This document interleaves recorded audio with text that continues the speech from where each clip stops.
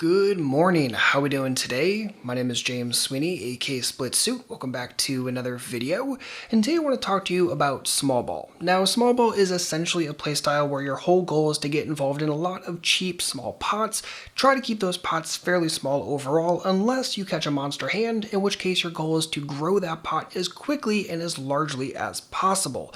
This playstyle was largely popularized by Negreanu and essentially is something that has evolved by a lot of players that are evolving out of like pure fishiness into something that's a little bit more taggy or maybe nit taggy. And just for the record, I'm not trying to slam anybody who uses this playstyle. That is not the goal of this video. In fact, if you watch a lot of my training videos before 2014, you're going to find a lot of small ball influence.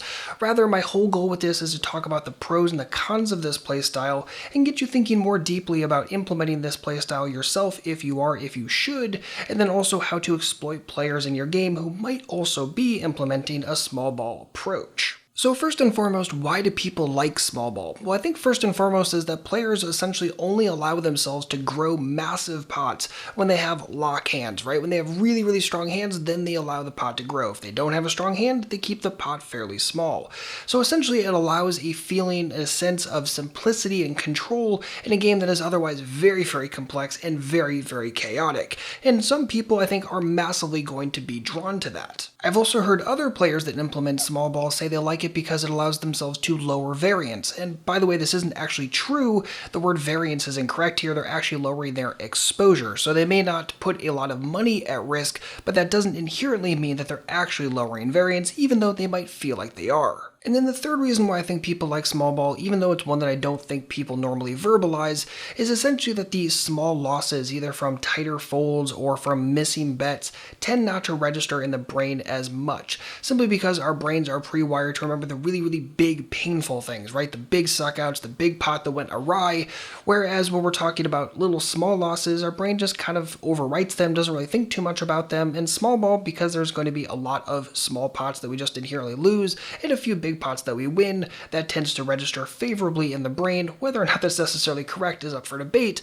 Just kind of filling that in as one of the reasons why I think people really like this approach. So in an effort to keep this video a little bit shorter, what I want to do is rapid fire through some of the pros of small ball poker, and these are in no particular order. The first pro is that it's very rare to have massive losing sessions, since essentially you're not going to catch a bunch of monster hands, and that's the only time you're going to build a monster pot, and you'd have to get coolered in that situation. It's very rare to have a negative 5, 6, 7 buy-in session, and some players massively appreciate that. Another pro is that since small ball is essentially a fairly simplified strategy, it's not very complex, right? We're making decisions based upon how strong we hit. If we hit strong, build a big pot. If we hit weakly, keep the pot pretty darn small. It's pretty darn simple, and as such, it can allow for much longer sessions since you're using less brain power. Another pro is that since you're playing small ball and essentially trying to get involved in a bunch of cheap pots pre-flop, you can buy yourself some additional lottery tickets to try to win big on a small investment. Just keep in mind that you're not going to be flopping the nuts all that often. And to players who put a tremendous amount of stock into pre-flop VPIP and are really only paying attention to that stat on you,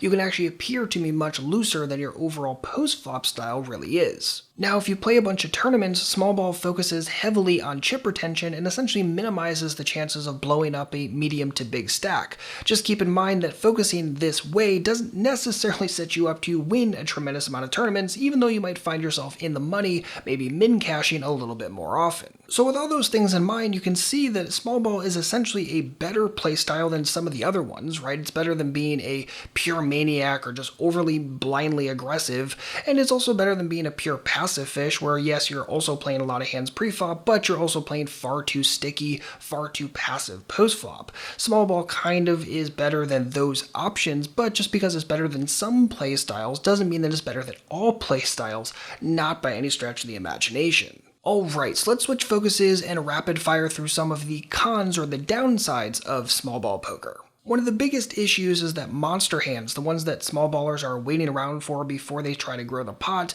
are rare, and as the qualification for a monster hand edges closer and closer to the nuts, then things are obviously going to get more and more rare, which can be incredibly problematic. Another issue, and this is more of a big picture issue, is that the highest win rates in poker will never be captured by the most simple strategies, and small ball is, comparatively speaking, a very simple strategy. Wait around, try to catch a big hand, try to get paid off. Not too complex.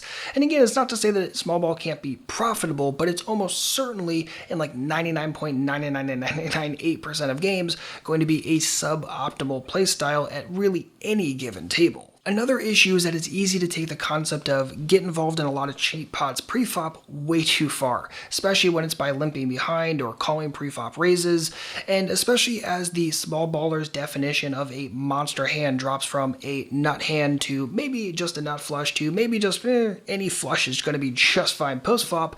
Now all of a sudden you can see why a small baller might be adding things like king 4 suited and 9-5 suited into their pre-flop range, and all of a sudden they're playing far too many hands with this thought process of I need to get involved in a lot of cheap pots to try to catch nuttish hands. Maybe, but be very careful with that. Another preflop issue for small ballers is the fact that they are rarely going to be the preflop aggressor, right? They're limping behind more, they're calling preflop raises, they're rarely the ones that are isolating or 3-betting unless they have big monster hands.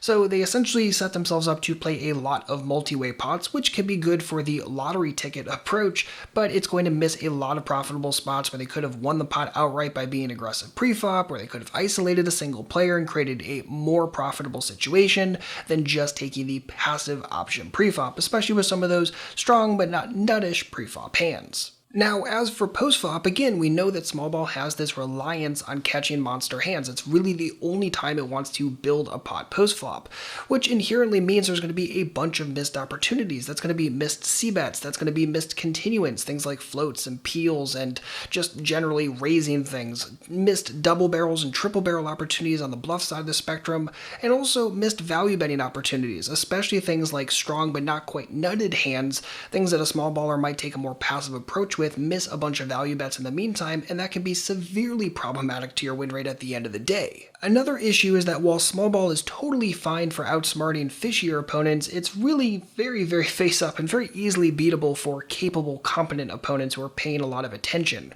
right? Since the small baller is rarely going to get to showdown, they're rarely going to make it past the turn, they're rarely going to have a hand that's strong enough to contend to aggression, they just find themselves overfolding to pretty much anything, be it a c-bet or a barrel or a check raise or whatever it is. Since the small baller inherently won't have a tremendous amount of nuttish hands, the small baller is most likely going to roll over to aggression. Since aggression threatens a larger pot, smaller baller doesn't really want to get involved in that large pot without a monster hand. You can see how things start to fall apart quite quickly, and competent opponents can beat this super easily. And finally, for tournament players, this is essentially the inverse of the pro we mentioned earlier. The con is that if you're implementing a small ball approach during the entire tournament, it's going to be very difficult for you to build up a large stack, and you're just simply not going to have enough monster hands to contend with the fact that those blinds and antes are raising quicker than your big nuttish monster hands are coming around. So sure, you might set yourself up for a few extra min cashes and small in the monies, but you're really not setting yourself up to win. And in tournament poker, where the biggest pays are up the top, especially in the top 3, if you're not setting yourself up for that, are you really making the best of your tournament time? And I would say, probably not. So we could continue listing off pros and cons for small ball all day long, but I think by this point you're getting the idea. Essentially, small ball is better than having zero strategy, but any strategy that's reliant on catching monster hands is inherently going to be suboptimal. Now, I do have to specify this. Something can be suboptimal and profitable at the same exact time. So if you're currently playing small ball and you're like, what are you talking about? I make money playing this strategy, it works for me, why would I change it? So it's not to say that you can't make money with small balls. You especially can, especially in softer, fishier games. No problem whatsoever. But inherently, if your strategy is focused on catching monsters, which happen very rarely, think about all the missed bluffing opportunities, all the missed thinner value betting opportunities, all these plus EV spots that get passed up upon by taking such a simplified approach. If you're constantly passing up on all those plus EV opportunities, inherently your strategy is getting further and further from optimal. So it is possible to be profitable and suboptimal at the same time, and you have to ask yourself, are you willing to put in the extra time and work to develop a legitimate strategy, or does this strategy work for you right this moment? And it may if, you don't play very often, you don't really have much interest in studying, and you're just going to play smaller games forever. That's fine. But if you have interest in moving up, or even just optimizing your win rate in the game that you're currently in, small ball is inherently not going to be the ultimate path in order to get there. So a better option is to start working towards building a holistic strategy, one that's not confined to hand strengths and their related pot size creation. So essentially you have to look for extra plus EV spots that are available. And if you're kind of just starting out here and you're like, okay, how do I get out of small ball? I see the benefit of that. There are two major places where I would start. First and foremost, just by looking to add extra bluffs into your game. And this could be pre-flop with things like 3-betting, but it can also be post-flop with just general c-bets and barrels and check raises, and essentially getting away from playing an overly just simplified ABC strategy, especially one that's reliant on catching hands, right? There are tons of spots and just most of your range in general is going to miss. So inherently you're going to be in the bluffing side of the spectrum far more often than not. So wouldn't it be nice to be able to make some profit with those hands? So first and foremost, start there since that's going to comprise a lot of your range, and there's just so many opportunities where you can profitably bluff where other small ballers are just passing up on it. I don't want to see you making the same exact mistake. And then number two is getting thinner on your value betting requirements. So a lot of small ballers really only put in turn and or river bets with things like pure monsters, pure nutted hands, but there are tons of opportunities where you can value bet things like top pair, met kicker, and a lot of other small ballers will just simply take that in a very checky, more passive approach. So don't miss opportunities like that. Think about your opponent's range. Think about the second best hands they'd continue with. Think about if a hand could actually be bet for value rather than just making an overly focused decision based upon, oh, this isn't the nuts, because again, that's not going to be a good long-term approach to this game.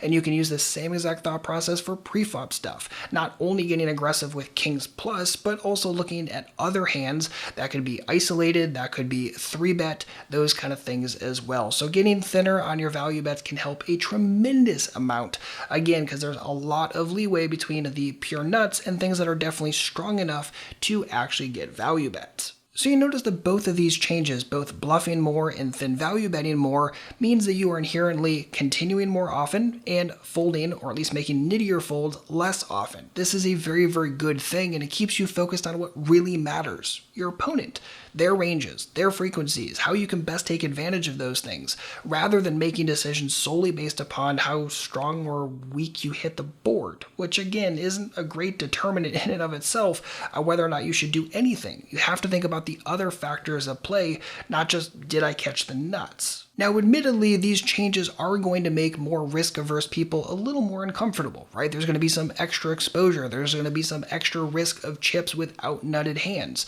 But if you're truly looking to improve as a player, you have to be willing to risk some chips if it's a plus EV opportunity. Again, the goal is not to turn you into a spewfish, not by any stretch of the imagination. Rather, to focus on the right factors and capitalize on plus EV opportunities as they roll out. And trust me, there are so many opportunities available that get passed up on way, way, way more than any small baller will willingly admit. Now, for me personally, the only way that I can overcome monetary fear is with information and study. I'm never going to feel comfortable taking a bluff unless I have an idea on how the bet sizes work and how I can gauge whether or not a bluff is going to be profitable. And if I've thin value bet in the past and gotten snapped off by a slightly better hand and all of a sudden I feel foolish, I might be a little bit more timid to make that bet in the future. And really that's what happens here, is that a lot of small ballers have been burned by trying things in the past, and it's based on very, very small sample sizes, of course, and essentially they get themselves into this point where they're looking for safe haven approaches such as small ball, which seems comfortable, it seems easy, it seems simple, but at the end of the day, again, that's going to be suboptimal. But if you put in the work to build your hand reading skills and you pair them with very, very simple math, all of a sudden you can feel infinitely more comfortable pulling triggers. Think about it. If I force you to throw out a $300 river bluff and you have no idea how often it's going to work or what the EV of that is, you're probably feeling pretty uneasy. I know I would be too. But if I told you you could fire that $300 river bluff and it's plus EV to the tune of about $180 because your opponent has X and you think they're going to do Y, well, all of a sudden that's a very, very different feeling. So sure, it is going to take some extra time and dedication and effort in hand reading, but it's going to help you find so many extra spots that you're currently passing up on. Yes, you're going to have to risk a couple of extra chips, and yes, you're going to have to maybe get a little outside of your comfort zone. Comfort zone if you're only comfortable putting money in with the nuts. But when you know that it's going to be a good spot, you understand what your opponent's frequencies look like, you understand what their ranges look like, you understand how they're going to react to certain sizes, and you can estimate if that's going to be good or bad for you. Take the good ones, skip the bad ones, well, that can be a really, really good thing for your win rate at the end of the day. And if all of this sounds like something you're interested in, I'd love to invite you to join me in the Vault. Inside, you're going to get 24/7 streaming access to my best courses. This includes the hand reading lab, where I'm going to show you how to build ranges with precision and confidence. Plus, there's going to be heaps of examples in there to make sense of everything, exercises that drill down to the right things between sessions, and access to my private Discord channel if you have any questions when going through each lesson. There are almost 100 lessons in there right now, and there will be more added in the future, and if you're serious about improving your hand reading skill set and pairing that with a legitimate strategy, understanding how to take advantage of your opponent's range, this is going to be the absolute best thing. Join me today by going to splitsuit.com/vault. I look forward to seeing you in there, and we're going to have a lot of fun building up your hand reading skill set. If nothing else, you can just join for a month, complete the entire hand reading lab. It'll probably only take you a few weeks, and this is going to be a skill set that is going to help you for the rest of your poker career. You use hand reading in every single hand that you play, and you really can't say that about too many other skill sets. So improving your hand reading skills, understanding what goes into building a range, building it precisely, building it correctly, and then crafting a counter strategy to it is going to be huge and massive at the end of the day. Again, whether you're looking to move up or just make more in your current game. Again, you can find out more by going to splitsuit.com/vault, and again, I look forward to seeing you in there. And that is going to wrap it up for this video. Hopefully this helps you a lot, especially if you're currently implementing a small ball approach or just trying to understand what the heck this really is and how you might be able to take advantage of it. Again, it's very easy to take advantage of people that implement a small ball approach. Just apply heaps of aggression. If they try to get aggressive at you, well, chances are they have a big hand, and it's pretty easy to figure out how to respond to that.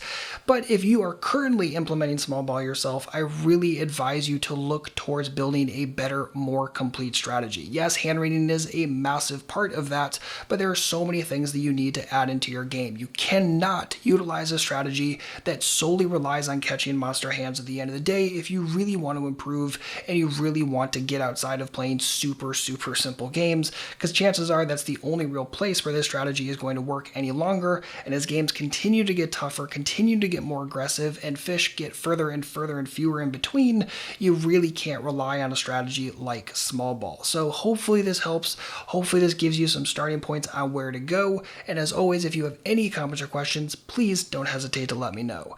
Otherwise, as always, good luck out there and happy grinding.